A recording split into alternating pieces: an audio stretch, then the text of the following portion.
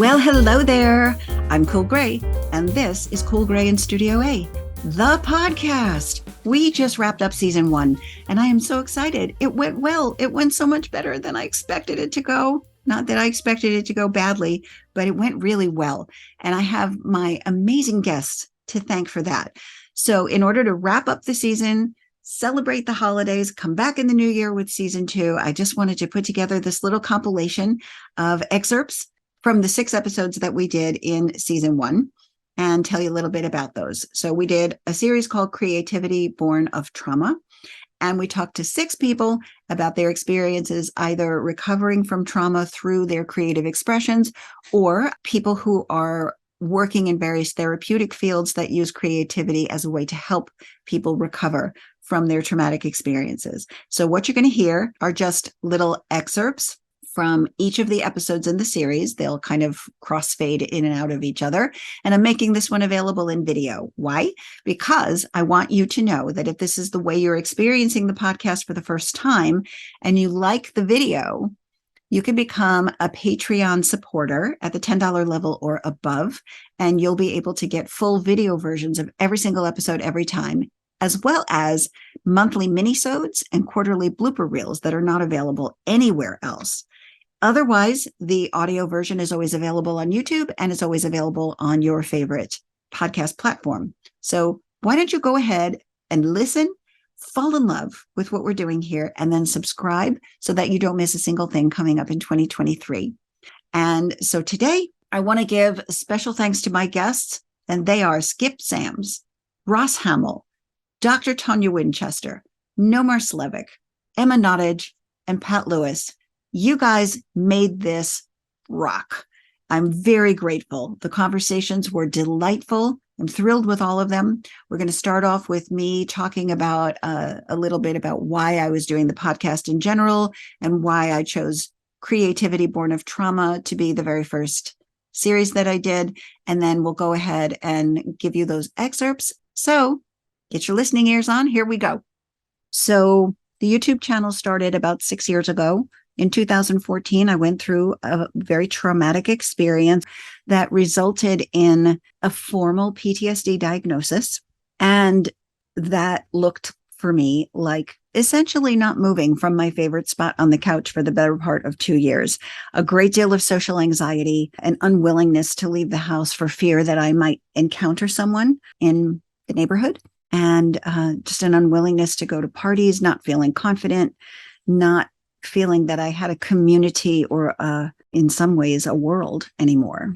When I noticed that the traumatic season was giving way to healing, I found myself, really to my surprise, experiencing an overwhelming urge to create, and very specifically to create in the form of making videos. I do believe the reasoning behind that, to the extent that I even thought it through, was that I felt freed from the obligation of running everything that I was, everything about me, from my hair to my makeup to my wardrobe to the way that I spoke, to the way that I spent my time, to the people I associated with, that all of those things really needed to be, run past my authority figures, and that I needed to align myself with the policies that went along with identifying with that particular community. Being set free from that meant being able to rediscover who I was. Honestly, I didn't even know that I was not living authentically because I thought I was living correctly. Now I am basically that Italian woman from New York trying to be me in the South and being okay with it, really, for the first time. So it was at that point that I stopped coloring my hair, which is what led to the birth of Cool Gray. It's a direct reference to my hair color, but it also has to do with a lifestyle choice. And then just operating creatively and unapologetically authentic in that, a very healthy thing for me. I want to give you an opportunity to tell us a little bit about how you got to where you are, because that certainly led to why you do what you do. So why don't you give me a brief version of what your journey was like? When I was a teenager, I started writing music, and that was That was out of a longing to be truthful, to be authentic. And I didn't necessarily share all these songs, but, I grew up in a fundamentalist Christian home, and, we never talked about homosexuality or anything in my household, but I still heard the messages. I heard the messages that God loves you, but you're going to hell, right? So Sure. as someone who is going through puberty and finding out they're gay, but also wanting to, I grew up singing in church. So wanting to express my love for God, it was all conflicting, very conflicting. Sure.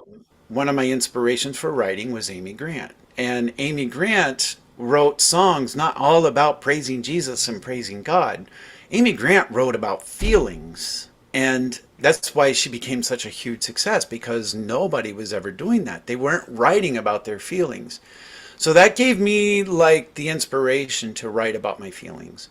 And I was able to share with the world my internal struggles without outing myself.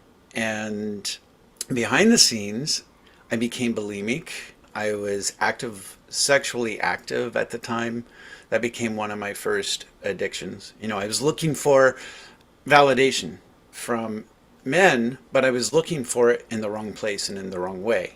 So you've got Labor 12 now. You're able to do that. Was the idea to play out in bars and clubs? Was the idea to record? What was the thing that brought you all together initially? And how did that grow in time? We wanted to play. One of the most miserable things over the years is going to concerts and knowing I'm not going to be on that stage. And there was a time around 2000, I guess it was 2011. The band I was with broke up, and it was nasty.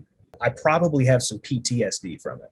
Oh, gosh. And so I quit playing guitar, quit doing music completely after that for at least a year. Then my friend hit me up about playing at church.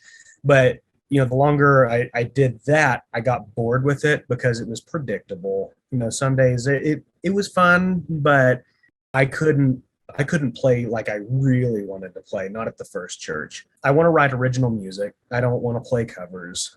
I've done that, and it's okay, but it's so therapeutic for me. You're talking about the grief and that being almost its own therapy exercise.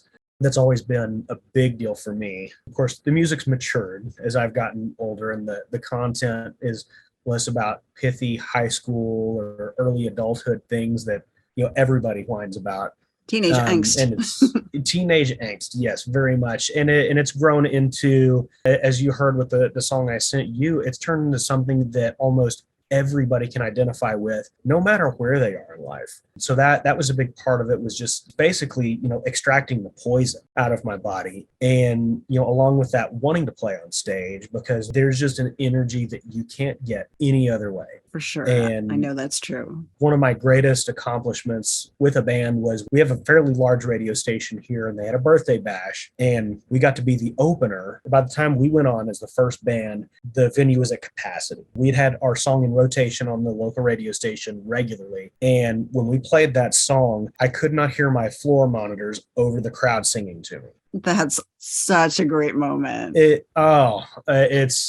I don't know that I will ever get to feel that again. Let's talk a little bit, if we could, about your background and how you got started in this field of work. Yeah.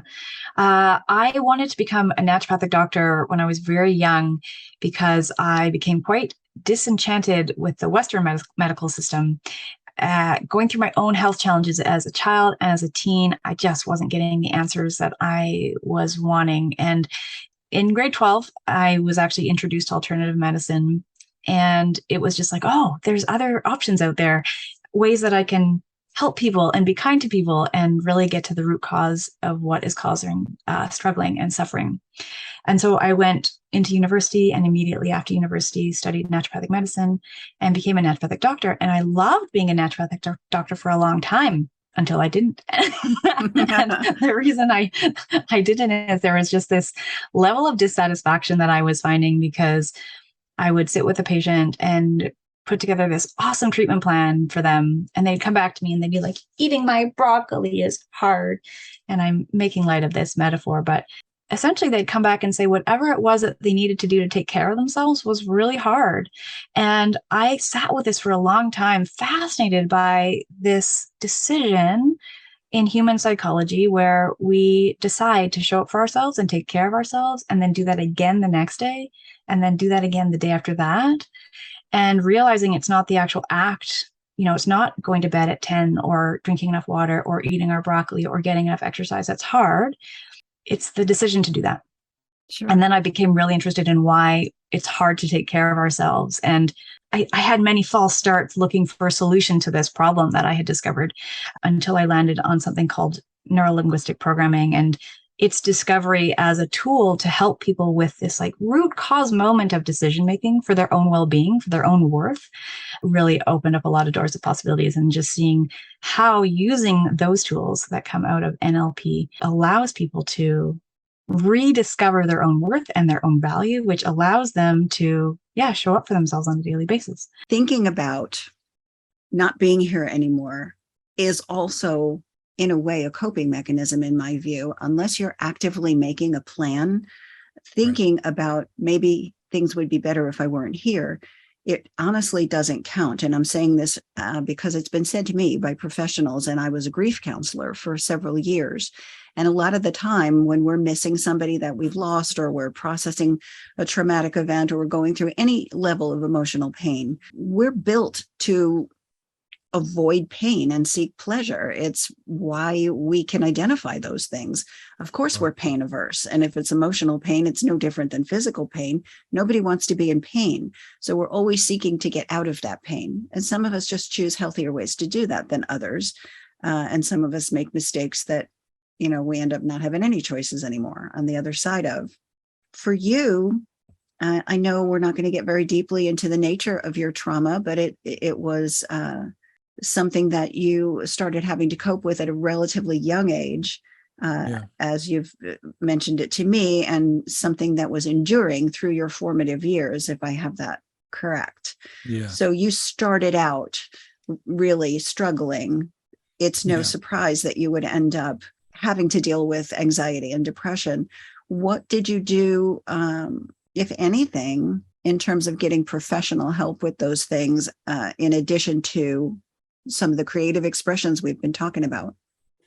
Sure. Once I finally started working in corporate America, which I don't recommend, I actually had insurance.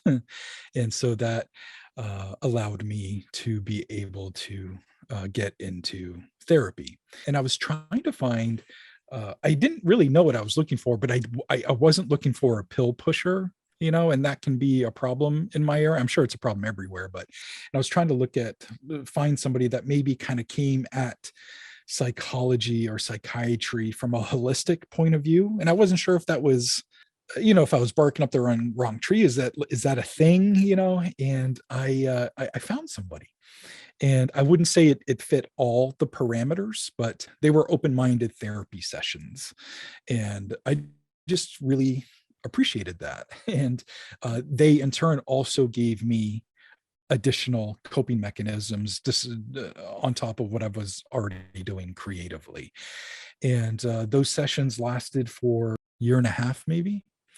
And I ended up losing the job. The company I worked for actually closed.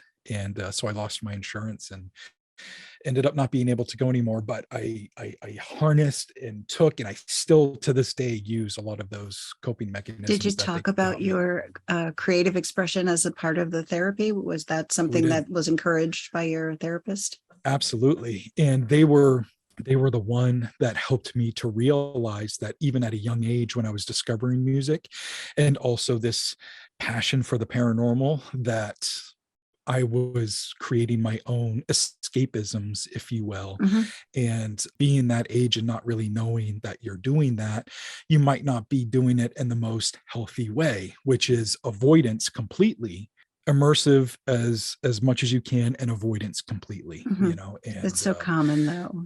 Yeah. Oh, yeah. Absolutely. It's And very hard to face your uh, pain head on and deal with it sure. directly. Sure. I'll still do it now, Sure. but I know better. I'm like, okay, keep doing what you're doing, but you got to come back. It was being in therapy that told me, like, this is what you were doing. Here's how you could have done it better. You can't go back and tell 7-year-old self or 9-year-old self and, teenager self, but here's how to avoid that in the future. And it was Right. just blew my mind. First of all, I was like, hey, I'm smart.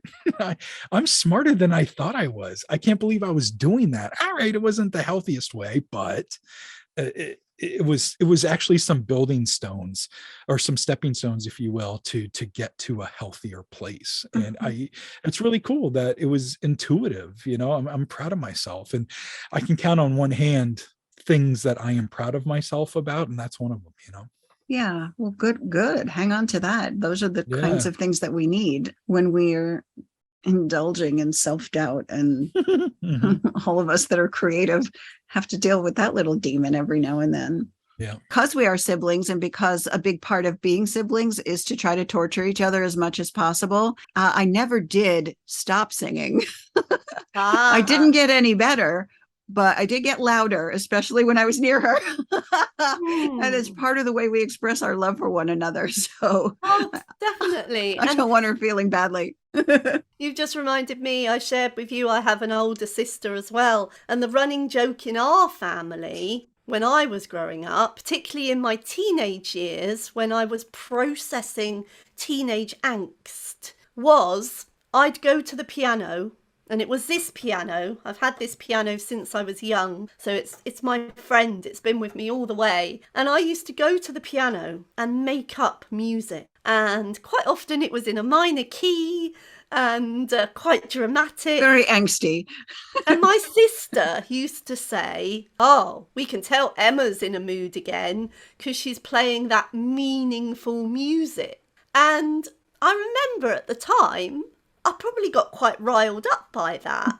But I've learnt to appreciate that that's exactly what I was doing. It was a healthy outlet for the emotions that I was going through the difficult times, through that angst, your raging hormones and all of that. And I was channeling that into music, into creativity. Mm-hmm.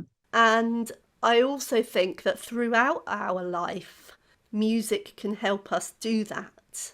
Certainly so. You're talking about creative expression as a way to process some of the more challenging moments in our lives. What you're describing certainly doesn't sound like trauma, but this particular series that I'm in right now with the podcast being called Creativity Born of Trauma, there's really two sides to the coin. And I've been exploring both of them in this series. One is to use some form of creative expression, whatever that looks like for you, to actually work out what you're feeling. And this podcast is my way of doing that right now, just by talking to people about trauma. I've just come through a very recent one. So this is my creative expression. It's a skill set I already had, and I just branched into a new area.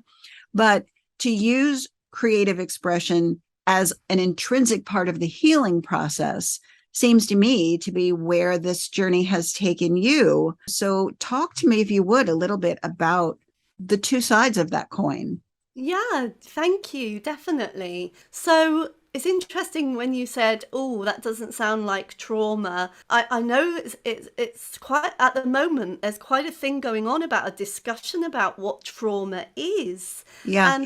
And there are smaller things. Little T traumas and big T traumas. Yeah. It doesn't have to be the huge things. Right. Because it's like a culmination of things through our life. It can be. Mm-hmm. So, yeah, I just thought I'd throw that in there. Yes, thank you.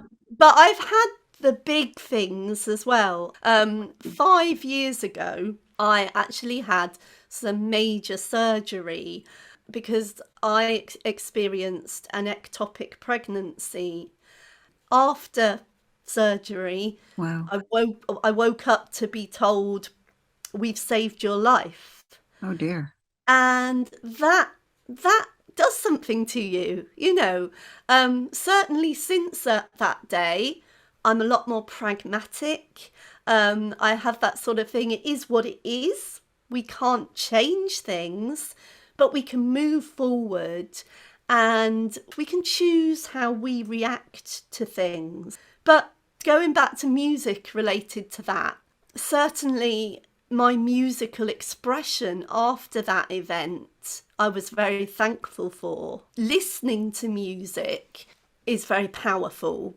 There have been studies done that if you listen to just 20 minutes of your favourite kind of upbeat music, it can turn your mood around from somewhere quite low to somewhere much more positive. So I'm talking to various creatives who have been on personal journeys, and their art has either been a part of their processing or a part of their recovery. And I know that you've been through a very serious medical crisis, and one that nearly cost you your life.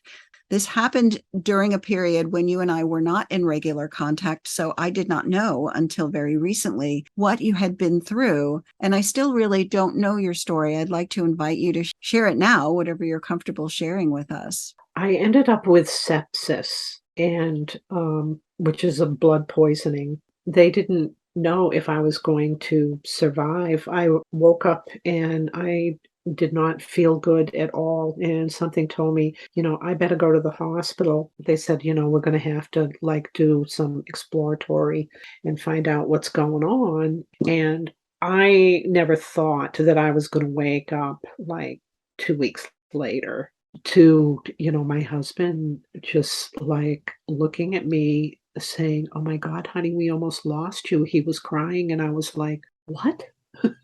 Did that happen during surgery? What happened there? Well, during the surgery, when they realized how bad it was, they put me on this propofol.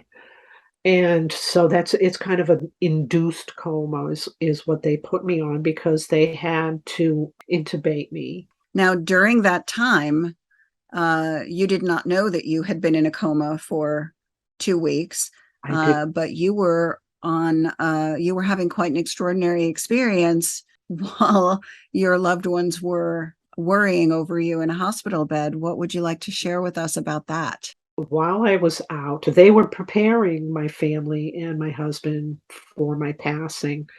Well, it was a dream state, was what I was in. I had no idea what was going on with my body at all. I was just in this dream state. And at one point, it changed, and it became a dream where I was walking through a cavern, and I ended up in this alabaster hall, and I was standing there, and a voice said to me, and it was not my voice. You know how you have that voice in your head that Yeah, the familiar one. but it's your voice. Yes. Actually your voice that's saying that. This was not my voice, and it said, "Pray to the Almighty Healer." And I did, and I ended up going out of the hall. It was a large hall, and I ended up going down this corridor with little alcoves in this corridor.